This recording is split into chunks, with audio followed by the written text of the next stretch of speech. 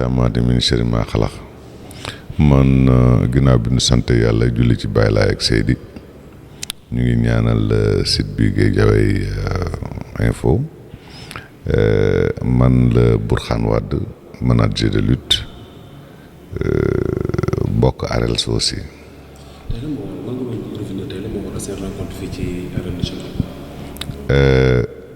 rencontre bu am solo tey jii moom moo ñu indi fii tey arène nationale parce que xam nga ARELS dafa nekk association bu am importance bu dajalee tous des écuries responsables des écuries alors te xam nga groupe il faut ñuy faral di waxtaan lu bari tax day gën a yokk entente bi day gën a yokk xalaat yi te ARELS dafa am ay chantier yu bëree bëri mais dafa am yoo xam ne à court terme la ak yoo xam ne à long terme la yi nga xam ne à court terme la nag bokk na ci il faut mbër yi dem ba xam ni seeni licence du ñoom ñoo ko moom club bi moo ko moom mission la pour ARELS pour que règlement intérieur yëpp nekk benn maanaam la xew association bi Balla Gaye bokk moo xew ci Pikine mbooloo moo xew beneen association bu nekk Tëngéej wala leneen règlement intérieur yëpp nekk benn ce qui fait su intersaison jotee club bi xam ni 6 licenciés laa war a am ci saison bi parce que ñoo apte pour mën a bëre soo leen yóbbee consultation suñu aptee nga yóbbu leen CNG defar seen licence garder seen licence CNG ubbil na leen ay bunt yu leen permettre ñoom seen bopp ñooy seet ban manager la ñuy liggéeyal xam nga chaque fois da ngay dégg président écurie di wax ne ñun dañuy def loo xam ne ñun yëguñu ko te anarchie lay rôle su fekkee ni mbër mi ci boppam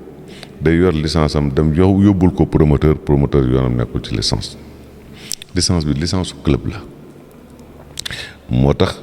ARELS am ay chantier yu mag yoo xamante ni danañ ko def pour que école yi d'abord dund te pour ñu dund il faut ñu am ay moyens bokk na ci seen règlement intérieur ñu fexe ba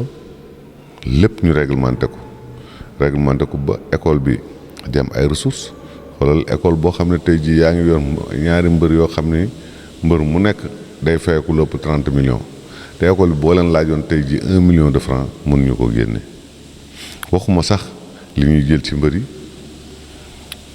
bu ñu paree dañ koy séddoo kon ARELS chantier yi mu yor chantier yu mag a mag la yoo xam ne dafa war a statuer dafa règlement intérieur bu baax di contrôler lii xew ci école yi fexe ba ñun waxuma sax état ay xaalis yu muy joxe mais ay moyens yu mu mën a joxe parce que war na mën a joxe ay espace cultivable war na mën a joxe foo xam ne ay poulailler la léegi école yi comme ni ko président Sarr bëggee woon même bu ñëpp réussirul ci làmb ji aussi ñu réussir ci yeneen secteur moo tax ñu doon xaar ay formation ak yeneen ARELS daal association la boo xam ne moo boot association yi fi nekk dafa war a nekk ci ay conditions yu normales te moom aussi il faut mu am ay moyens vous rendez compte subvention yi ñuy jox école de lutte dañ ci war a dund mais dañ ci war a dund ARELS bi nga xam ne ëllëg suñu amee problème moom moo leen défendre tey su fekkee da nga dem sa maire jox la 500 000 admettons war ngaa mën a jël benn 50 000 yóbbu ko ci ARELS pour ARELS am doole kon chantier yi mu yor ay chantier yu bari la yoo xam ne tey bokk na ci li ñu fi dajale ñuy toog di waxtaan am benn orientation am benn feuille de route boo xam ne fii ak saison bi ñu dugg nii incha allah balaa ñu koy jeexal nit ñi gis lan la ARELS liggéey actuellement ci écurie làmb ji Sénégal quoi. xanaa santaat yàlla julli ci Baay Laay ak Seydi wax ne nit ñi am grandeur xam ni ñi jiitu ñu ne seen ginnaaw ñoo leen fal xalaat yi ñu mën di jël xalaat yëpp di ko dajale di ko segg yi ci baax ñu adopté ko yi ci baaxul ñu teg ko fële xam ni làmb sunu sport national la ñun tey ji bu ñu demee bay xalaat fédération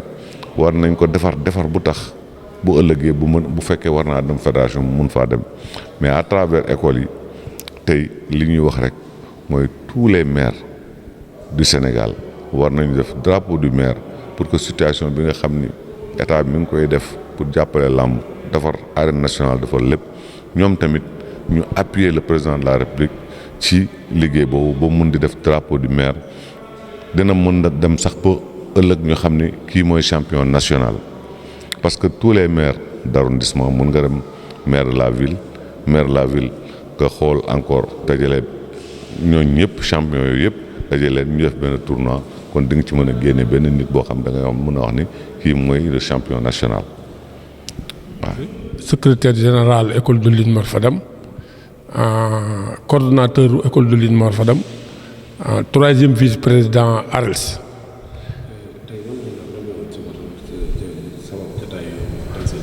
waaw tey li ko sabab mooy ARELS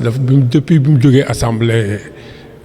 générale bu mujj bi ñu defoon ginnaaw raay dañoo toog 1 an presque defuñu assemblée defuñu réunion président bi dafa voyagé woon mooy bi mu demee Makkatal Mukarram siyaare ji yonent bi affaire yi am blocage bi ma amee blocage nag ci laa génn ci panel bi wax ak gars yi ni leen comme bàyyi na fi ay vice président bàyyi fi secrétaire général bàyyi fi ñeneen ñoo xam dañoo waroon doxal te doxalul ba léegi foog bu ñëwee nu def réunion avant saison bi di ubbi. parce que bu saison bi ubbee une fois saison bi ubbi ñun dootu ñu am jotu di def ay réunions yu bari parce que chaque jour da ngay am combat te ARELS association bi c'est responsable écrit yëpp la day am ménager am coach yi am président écrit am secrétaire général yi kon composante lii yëpp ci la nekk loolu moo tax ñu tenir réunion bi tey fii arène nationale. non suñu problème yëpp ñun au fond mooy fexe ba làmb avancé. làmb ku ko gis xam ni 3 ans 4 ans yu mujj yëpp day am problème au lieu mu dem day am recul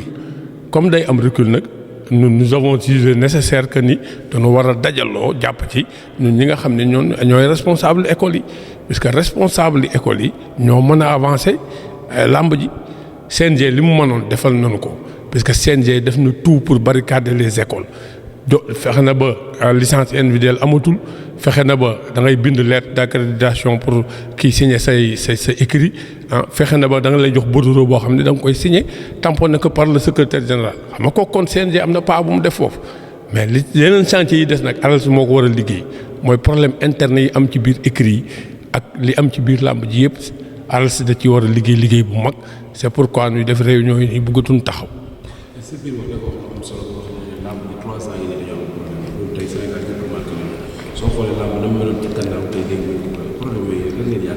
li ko gën a indi mooy problème mu sponsor yi daw nañu mbër yi foog nu dawal compréhension wàññi cachet yi parce que tamit bu fekkee da amoo sponsor promoteur bëgg a tëgg ba pare am ay frais yu muy génn te ci kaw ay billets rek mbër mënta fay boppam ay billets kese kun ci ni kaanu fay la nga bañ te promoteur bu tëgg sans sponsor da ngay perte yooyu tamit ay problème la yoo xam ne dañ ko war a waxtaane di conscientiser mbër yi ban xam ni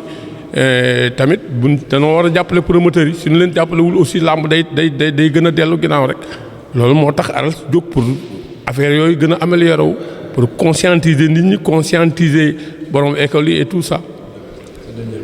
sama dernier mot mooy bépp association boo xam ne da ngay gravir autour de la lutte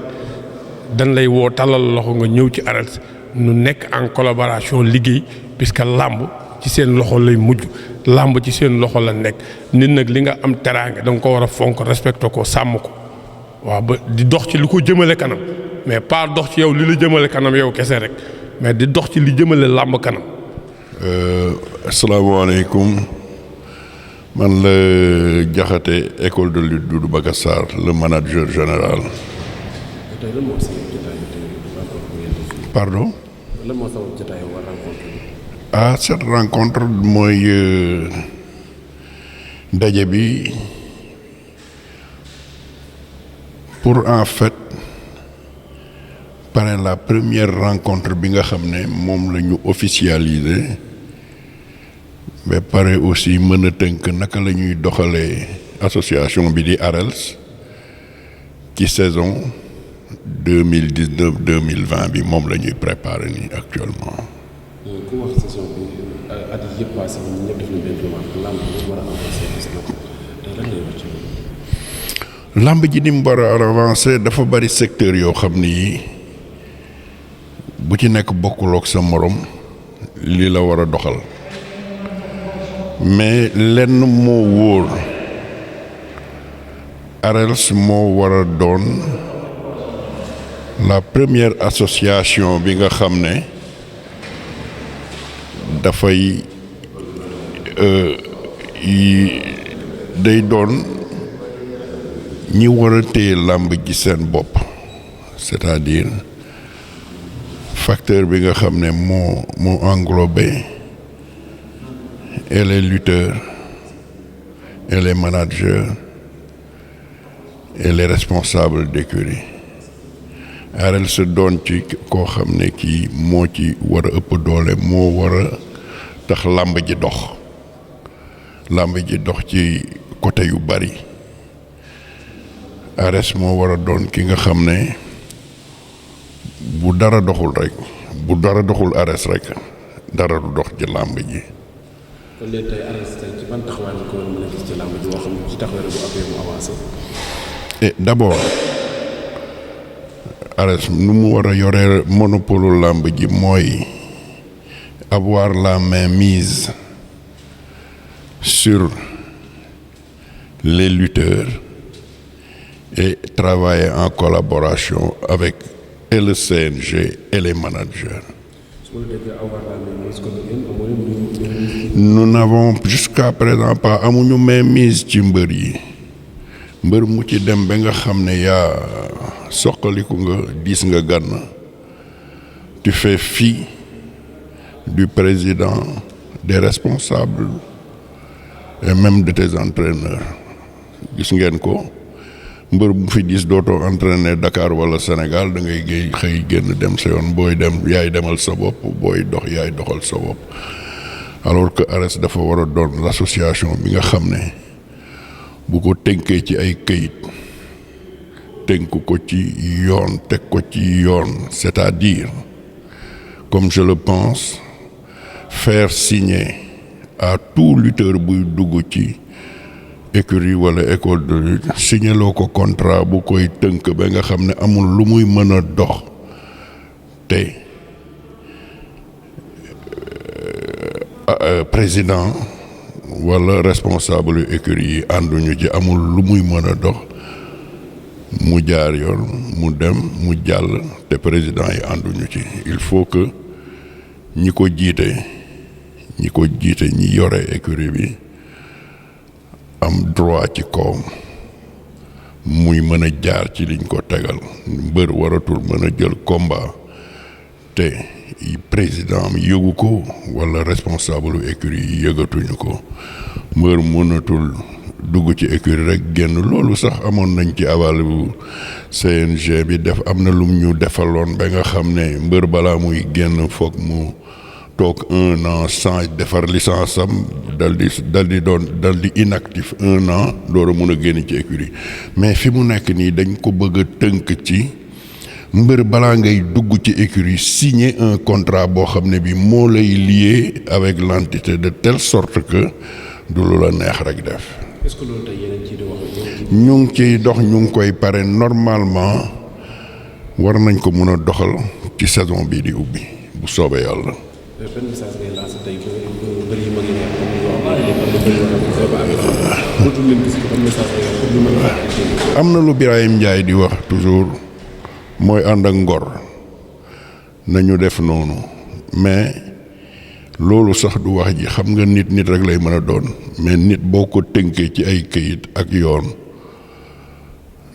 mais il faut mu jaar ci li ko yoon sant yaa ko ciy mën a indi nag signaloo ko contrat ba pare muy jaar ci règlement intérieur boo xam ne bii mooy mi nga xam ne moom la ñu teg dañu bëgg un règlement intérieur commun à toutes les écuries et écoles de lutte. kàddu mujj may def mooy ñu ngi ñaan yàlla daal làmb ji à partir de maintenant doon loo xam ne lii nit ñi ñëpp dañ ciy gis seen bopp profiter à tout le monde et qu'on s'en tienne à une chose làmb sport la sport secteur facteur de développement la te pour mu am facteur de développement bu jaar yoon il faut de la discipline